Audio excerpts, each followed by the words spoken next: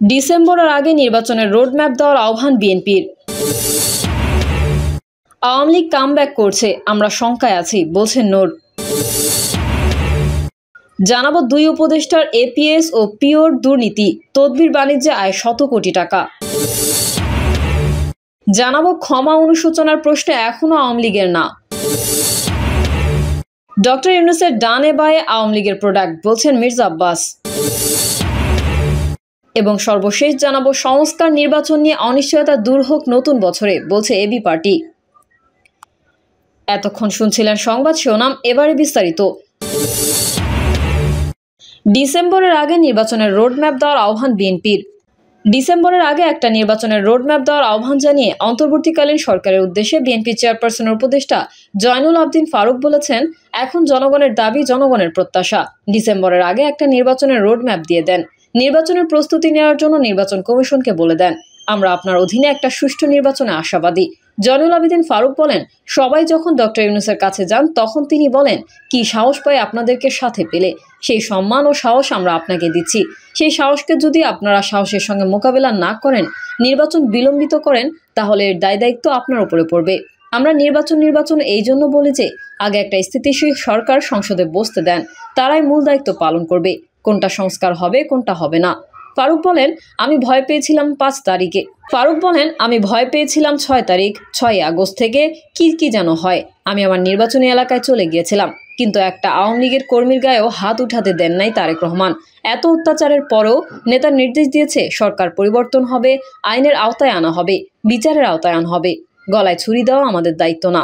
দেখুন সারা বাংলাদেশে বিএনপির হাতে আওয়ামী লীগের কোনো কর্মী মারা গেছে কি? তাই তারেক রহমান এখন যেই নেতৃত্ব, এই নেতৃত্বকেই দেশে না আনার একটা চক্রান্ত চলছে। এই চক্রান্তকে রুখে দিতে একটা স্থিতিশীল নির্বাচন দরকার, জনপ্রতিনিধি সরকার দরকার। তিনি বলেন, এখন কেউ যদি ডিজিএফআই এনএসআই দিয়ে নতুন দল তৈরি করার চেষ্টা করেন, তাহলে 1-11-এর মতো বদনামটা আপনাদের ঘাড়েও চাপবে। নতুন দল যত হবে ভাববে আপনারাই করছেন।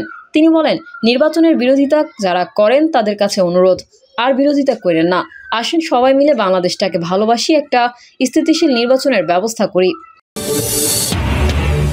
আওয়ামী লীগ কামব্যাক করছে, আমরা শঙ্কায় আছি, বলছেন নূর।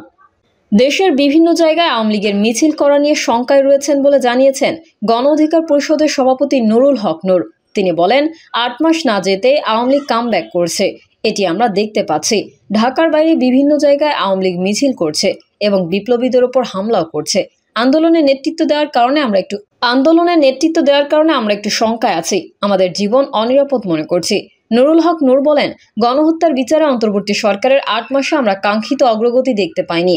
আমাদের স্পষ্ট কথা, সংস্কার এবং বিচার দুটো সমান জোরালোভাবে চলবে। একই সঙ্গে নির্বাচনের যে রোডম্যাপ তৈরি করার কথা বলা হয়েছে তাও সেরে ফেলতে হবে। গত 16 বছরে রাজনৈতিক দলগুলো গণতন্ত্রের জন্য যে লড়াই করেছে, মানুষের ভোটাধিকার প্রতিষ্ঠার দাবিতে সেই বিষয়ে সরকারের একটা সুনির্দিষ্ট এবং সুস্পষ্ট রোডম্যাপ থাকা দরকার। আইন শৃঙ্খলা রক্ষাকারী বাহিনীকে নিয়ে তিনি বলেন, গত 16 বছরে প্রশাসনের বিরুদ্ধে দলীয়করণের চিত্র আমরা দেখেছি। এই প্রশাসনকে যদি নিরপেক্ষ পেশাদার প্রশাসনে পরিণত করার জন্য কিছু বিধিবিধান তৈরি না করা হয়, তাহলে প্রশাসন আগের মতো একই কাজ করবে।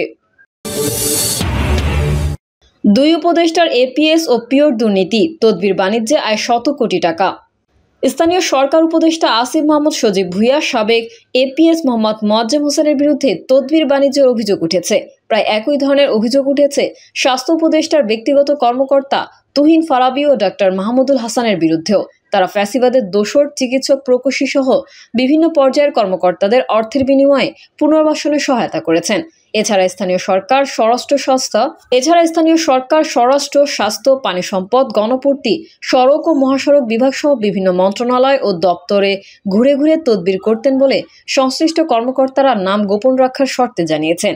এই ধরনের অভিযোগ ছড়িয়ে পড়ার পর মোয়াজ্জেম হোসেন ও তুহিন ফারাবীকে অব্যাহতি দেওয়া হয়েছে। 21 এপ্রিল মোয়াজ্জেম হোসেন এবং তুহিন ফারাবীকে অব্যাহতি দিয়ে সরকারি আদেশ জারি হয়। ডক্টর মাহমুদুল হাসান রোগীর সঙ্গে বর্তমানে রাশিয়া অবস্থান করছেন। তিনি ফিরবেন কিনা তা নিয়ে অনেক কর্মকর্তা সন্দেহ প্রকাশ করেন। তাদের বিষয়ে এক সচিব নাম প্রকাশ না করার শর্তে বলেন, তাদের তদবিরের বিষয়ে অনেক কর্মকর্তাই জানেন। স্থানীয় সরকার উপদেষ্টা আসিফ মাহমুদ সজীব ভুঁইয়া, সাবেক এপিএস মোয়াজ্জেম হোসেন বিভিন্ন পর্যায়ে নিয়োগ ও বদলি বাণিজ্য, টেন্ডার বাণিজ্য, ফ্যাসিবাদের দোসর প্রকৌশলীদের টেন্ডার বাণিজ্য এবং ফ্যাসিবাদের দোসর প্রকৌশলীদের পুনর্বাসনের মাধ্যমে শত কোটি টাকা হাতিয়েছেন। মোয়াজ্জেম স্থানীয় সরকার প্রকৌশল অধিদপ্তরের প্রধান প্রকৌশলী, অতিরিক্ত প্রধান প্রকৌশলী থেকে উপজেলার প্রকৌশলী পর্যন্ত প্রায় সব গ্রেডের কর্মকর্তার বদলি পদায়নে তদবির বাণিজ্য করছেন বলে অভিযোগ উঠেছে।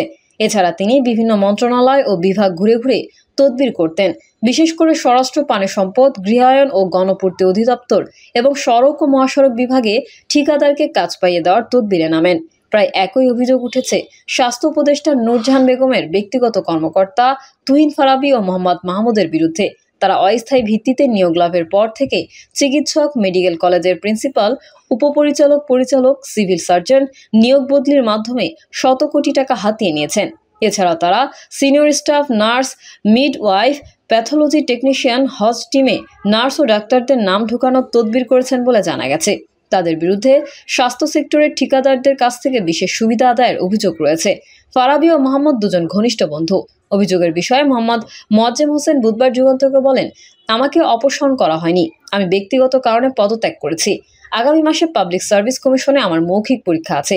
এছাড়া আমি বাংলাদেশ ব্যাংকের একটি পরীক্ষায় ভাইভা দেওয়ার প্রস্তুতি নিয়েছি। এসব কারণে আমি পদত্যাগ করেছি। তিনি আরো বলেন, আসিফ মাহমুদ সজীব ভুঁইয়া রাজনীতি করবেন। তার ক্যারিয়ার আর আমার ক্যারিয়ার এক হবে না। আমি সরকারি চাকরি করব। গণমাধ্যম ও সামাজিক যোগাযোগ মাধ্যমে তার বিরুদ্ধে তদবির বাণিজ্যের মাধ্যমে 400 কোটি টাকা হাতিয়ে নেওয়ার অভিযোগ প্রসঙ্গে মোয়াজ্জেম হোসেন বলেন, আমি 1 টাকার দুর্নীতি করেছি, কেউ তা প্রমাণ করতে পারবে না। এসব ভিপি নূরের দল, গণ অধিকার পরিষদের নেতারা সামাজিক যোগাযোগ মাধ্যমে লেখালেখি করছে। আমি একসময় গণ অধিকার পরিষদের সঙ্গে সম্পৃক্ত ছিলাম। তাদের থেকে আলাদা হয়ে বৈষম্য বিরোধী ছাত্র আন্দোলনের গঠন করায় তাদের সঙ্গে আমার বিরোধ হয়। সেই কারণে তারা গুজব ছড়াচ্ছে, এসবের কোনো ভিত্তি নেই। গণ অধিকার পরিষদের সাধারণ সম্পাদক মোহাম্মদ রাশেদ খান যুগান্তরকে বলেন, মোয়াজ্জেম হোসেনকে নিয়োগ দিয়েছে সরকার, আবার অপসারণও করেছে সরকার। গণ অধিকার পরিষদ তার বিরুদ্ধে কোনো অভিযোগ করেনি। সুতরাং সে গণ অধিকার পরিষদের কর্মীদের বিরুদ্ধে যেই বক্তব্য দিয়েছে তা অসত্য এবং অপ্রাসঙ্গিক। সে দায় এড়ানোর জন্য আবোল তাবোল বকছে।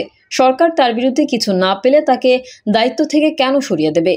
রাশেদ খান আরও বলেন, মোয়াজ্জেম হোসেন, ফারাবী ও মাহমুদের বিরুদ্ধে ওঠা অভিযোগ দুদক তদন্ত করতে পারে।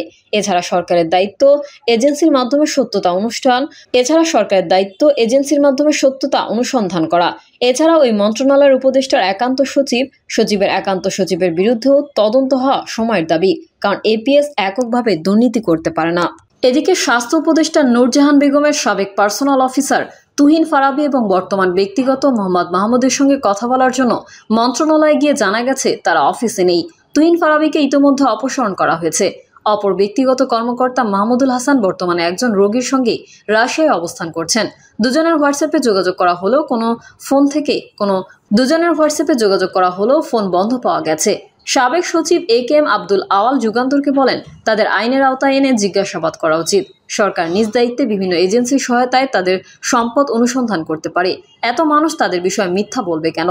তারা ছাত্র, তাদের তো শত্রু থাকার কথা নয়। সাবেক সচিব আবু আলম মোহাম্মদ শহীদ খান যুগান্তরকে বলেন, অভিযোগ উঠতেই পারে, তদন্ত করে সত্যতা নিশ্চিত করা সরকারের দায়িত্ব। সরকার জনস্বার্থে বিষয়গুলো তদন্ত করে ধোঁয়াশা পরিষ্কার করবে বলে গণমানুষের প্রত্যাশা।